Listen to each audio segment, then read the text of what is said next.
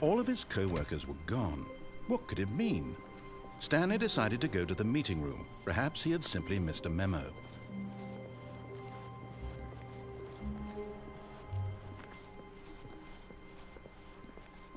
When Stanley came to a set of 2 open doors, he entered the door on his left.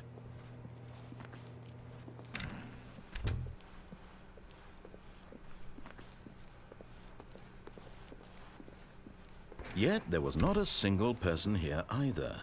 Feeling a wave of disbelief, Stanley decided to go up to his boss's office, hoping he might find an answer there. Coming to a staircase, Stanley walked upstairs to his boss's office.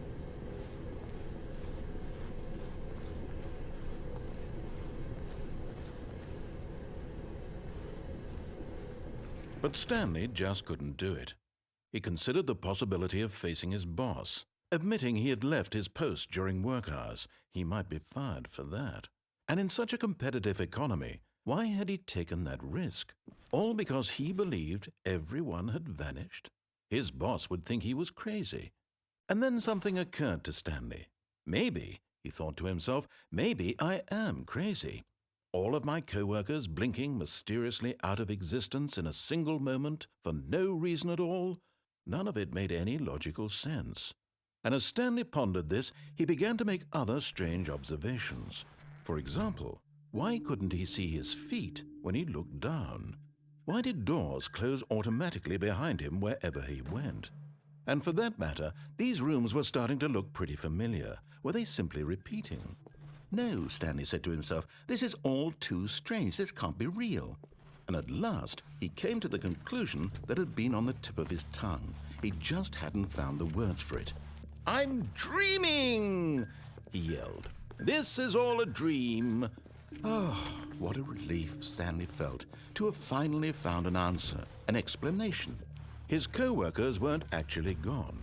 He wasn't going to lose his job. He wasn't crazy after all. And he thought to himself, I suppose I'll wake up soon. I'll have to go back to my boring real-life job pushing buttons. I may as well enjoy this while I'm still lucid. So, he imagined himself flying and began to gently float above the ground.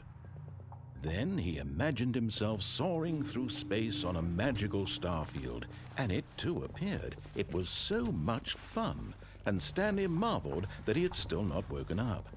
How was he remaining so lucid? And then perhaps the strangest question of them all entered Stanley's head. One he was amazed he hadn't asked himself sooner. Why is there a voice in my head dictating everything that I'm doing and thinking? Now the voice was describing itself being considered by Stanley, who found it particularly strange. I'm dreaming about a voice describing me, thinking about how it's describing my thoughts, he thought. And while he thought it all very odd and wondered if this voice spoke to all people in their dreams, the truth was that, of course, this was not a dream. How could it be? Was Stanley simply deceiving himself, believing that if he's asleep, he doesn't have to take responsibility for himself? Stanley is as awake right now as he's ever been in his life. Now, hearing the voice speak these words was quite a shock to Stanley. After all, he knew for certain, beyond a doubt, that this was in fact a dream. Did the voice not see him float and make the magical stars just a moment ago? How else would the voice explain all that? This voice was a part of himself too. Surely, if he could just... He would prove it. He would prove that he was in control, that this was a dream. So he closed his eyes gently, and he invited himself to wake up. He felt the cool weight of the blanket on his skin, the press of the mattress on his back, the fresh air of a world outside this one. Let me wake up, he thought to himself. I'm through with this dream. I wish it to be over. Let me go back to my job. Let me continue pushing the buttons. Please, it's all I want. I want my apartment and my wife and my job. All I want is my life exactly the way it's always been. My life is normal. I am normal. Everything will be fine. I am okay.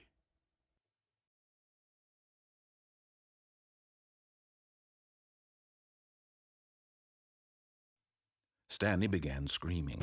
"Please, someone, wake me up. My name is Stanley. I have a boss. I have an office. I am real. Please, just someone tell me I am real. I must be real. I must be. Can anyone hear my voice? Who am I? Who am I?" And everything went black.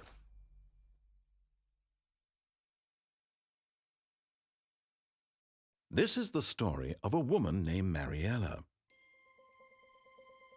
Mariella woke up on a day like any other. She arose, got dressed, gathered her belongings, and walked to her place of work. But on this particular day, her walk was interrupted by the body of a man who had stumbled through town talking and screaming to himself, and then collapsed dead on the sidewalk. And although she would soon turn to go call for an ambulance, for just a few brief moments she considered the strange man. He was obviously crazy, this much she knew. Everyone knows what crazy people look like. And in that moment, she thought to herself how lucky she was to be normal. I am sane. I am in control of my mind. I know what is real and what isn't. It was comforting to think this, and in a certain way, seeing this man made her feel better. But then she remembered the meeting she had scheduled for that day, the very important people whose impressions of her would affect her career, and by extension, the rest of her life. She had no time for this, so it was only a moment that she stood there, staring down at the body. And then she turned and ran.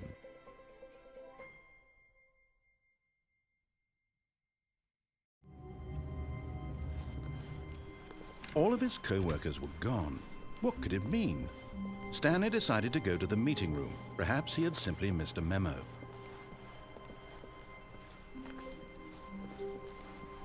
When Stanley came to a set of two open, this was not the correct way to the meeting room, and Stanley knew it perfectly well.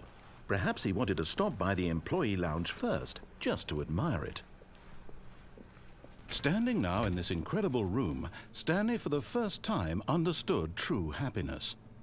Then the feeling went away, and he felt sad again. Then it came back, and lingered for a minute or two. Now it's only half there, just a kind of, tingle. But eager to get back to business, Stanley took the first open door on his left.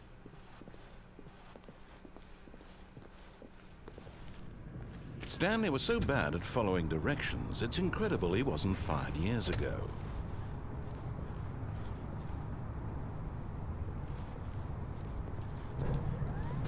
Oh, well, look who's got cold feet. Sorry to break it to you, Stanley, but that lift isn't coming back.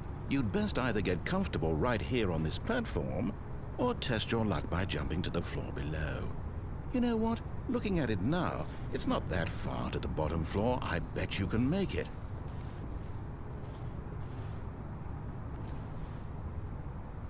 Come on. I'm sure you'll survive the jump. Don't tell me you're scared. That's not the Stanley I know. Do it! Do it! Do it! Do it! Do it! Do it! Do it!